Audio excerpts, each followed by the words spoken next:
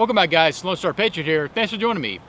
So in my last video where I discussed the budget rifle upgrades to the Anderson AM15 rifle and specifically my overall initial impressions, I wanted to do a follow-up video because in that video I mentioned that after every single round, after putting about 100 to 150 rounds downrange through that rifle, the bolt would not go back in the battery. Now in that same video I originally thought that it was the buffer spring length causing the problem. However, I found out that it's actually the fire control group. So we'll jump inside and I'll show you what I found, so stay tuned. Okay, so what I first want to do is to try to recreate or demonstrate the issues that I was having at the range to where I thought it was the bolt not going back in a battery versus a trigger reset issue. So the rifle's been cleared, and so with the rifle on fire, I'll pull the trigger, so my first shot would go bang, and then of course the bolt would cycle. I would release the trigger. Now you're going to hear a positive trigger reset here because the issue has mostly resolved itself, but the trigger was stopping short by about 1/8 of an inch. So I get a mushy trigger. Now from there, I was coming off the trigger and then having to recharge the charging handle to get it back into battery. And then of course my follow-up shot from there would go bang. So what I want to do now is go ahead and separate the lower receiver from the upper receiver and take a look at the disconnector and the hammer.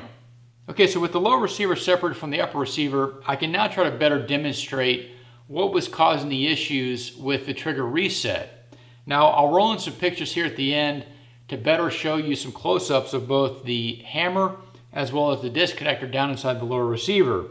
But also to mention is that when you have the lower receiver separate like this to where you're going to dry fire it, you want to be sure to protect the hammer from going forward and damaging your lower receiver. So with the rifle set to fire, I would pull the trigger. Of course, the rifle would go bang. My hammer would drop forward. Now, as the bolt would cycle, the hammer would come back down and re-engage with the disconnector. Now, this issue has since worked itself out, like I mentioned, so you're going to hear and you're going to see a positive reset of the hammer to where the sear surfaces between the hammer and the disconnector are re-engaged. But what was happening is that when I released pressure, this wasn't happening. So as I release pressure now, you're going to notice that the hammer, and you can hear it, that the hammer goes back in the correct position, but mine was stopping short by about 1/8 of an inch. So what I was having to do was come off the trigger, recharge the charging handle to cycle the bolt to where I would then re-engage the sear surfaces.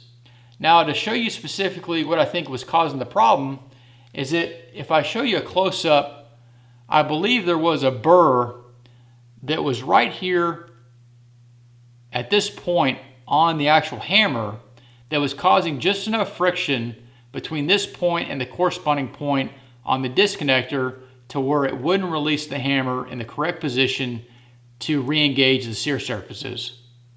All right, guys, so to wrap up today's video, I do think that the overall cause of the issue was a small burr causing the additional friction between the disconnector and the hammer.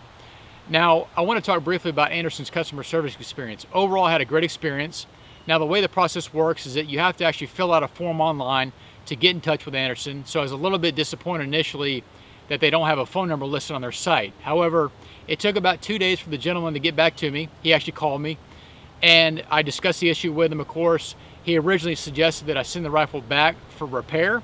However, I did mention to at least give me the opportunity to replace the parts myself, which he easily agreed to. So the following day, the parts were actually in the mail and they're on the way currently. So what I'll do is go and replace the parts and of course see if that resolves the issue. So hopefully overall this gives you a good indication if maybe you're experiencing the same issue I'm having on this rifle specifically or another rifle. But thanks for watching, thanks for subscribing, and keep it the good fight.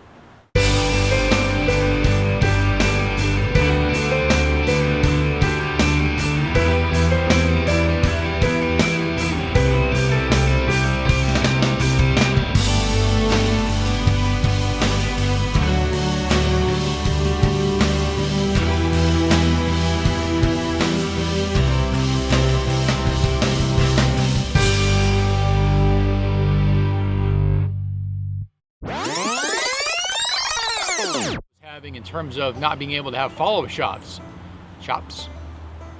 Pretty much